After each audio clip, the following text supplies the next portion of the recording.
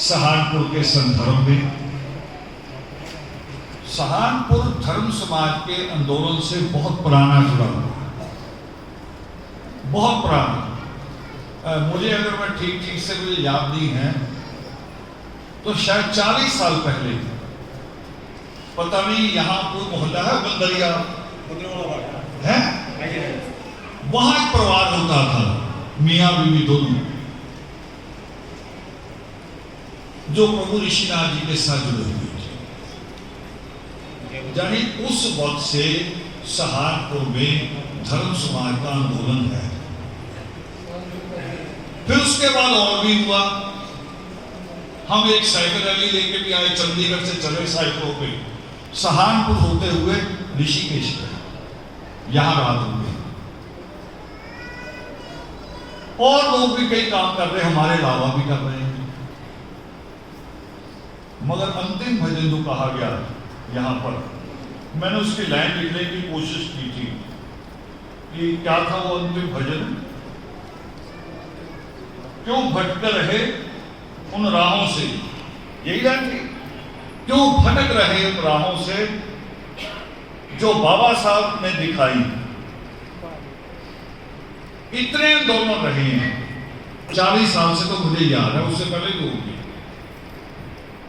मगर उसके बावजूद हम भटकते हैं। कभी बामसेव के पीछे भागते हैं, कभी मायावती के पीछे भागते हैं, कभी भीम आर्मी के पीछे भागते हैं। और जब भागते हैं, याद करो मैं क्यों कह रहा हूं, आप शामिल किसी में भी हो जाओ, आप कांग्रेस का हिस्सा रहो या भाजपा का, आप बसपा में रहो या सपा में, मगर कांग्रेस में जब आप जाते हो, जब भाजपा में जाते हो, जब सपा में जाते हो, जब ये 3 जगह जाते हो, कौम को गाली नहीं देते।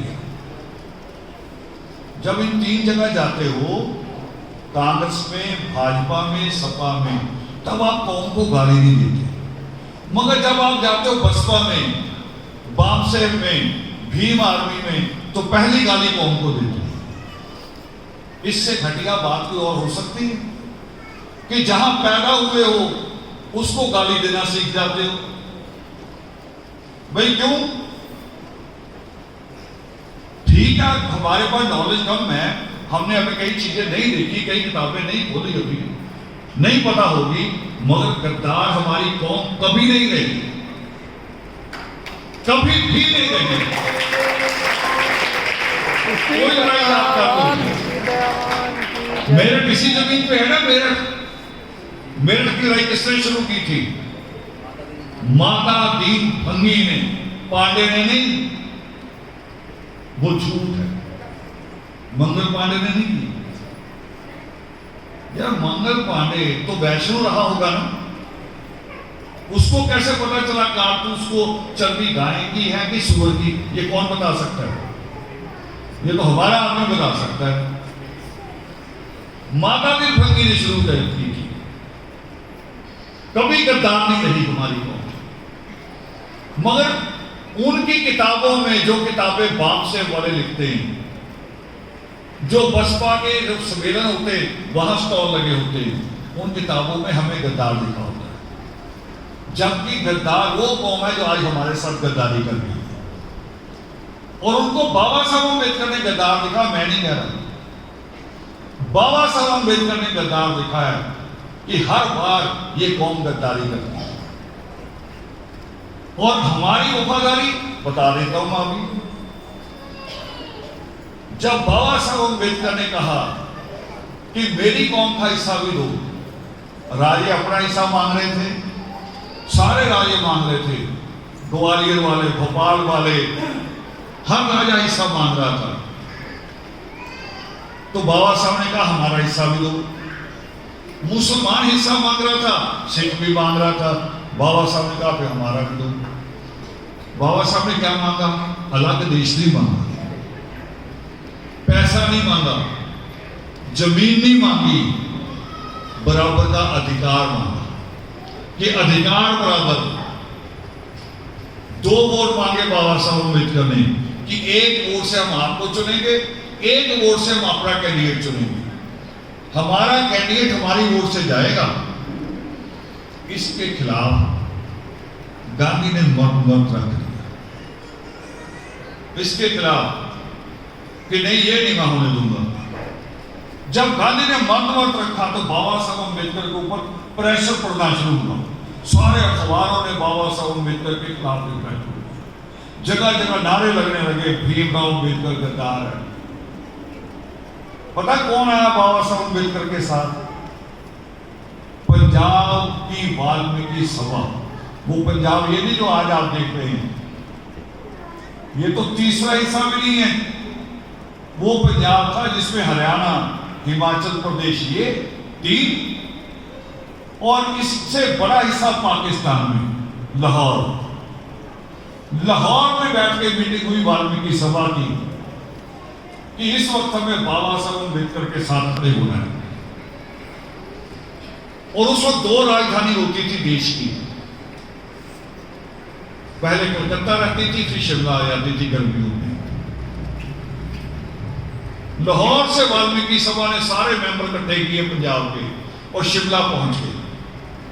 खून से पत्र लिखा, अपने खून से, और सबको कहा अपने अपने खून से साइन करो, अपना अपना खून निकालो, साइन करो, अंगूठा लगाओ। और अंग्रेज सरकार को भेजा। आज भी इंग्लैंड को लेटर पड़ा है, इंग्लैंड के म्यूजियम में वो लेटर है। क्या लिखा उसमें? कि बाबा साहब भीमराव अम्बेडकर हमारा खून है, बाबा साहब भीमराव अम्बेडकर हमारा नेता है, हमारा नेता गांधी नहीं है। मगर ये फैलाना किसने था? ये बात हम तक पहुंचे सहारनपुर बैठे हुए कैसे आ रही थी? या उस वक्त खाली रेडियो होता था या हाथ से छपने वाले अखबार। उन्होंने बाबा साहब की बात नहीं लिखी, गांधी की लिखी, इसलिए हमें पता नहीं चला, बात फैली नहीं। मगर आज पता है। हम भटकते रहे हैं, सहारनपुर के भी और भी लोग बहुत सारे भटकते रहे हैं, मगर मुजफ्फरनगर वालों ने, मुजफ्फरपुर वालों ने, मुजफ्फरनगर वालों ने कमाल का काम कर दिया।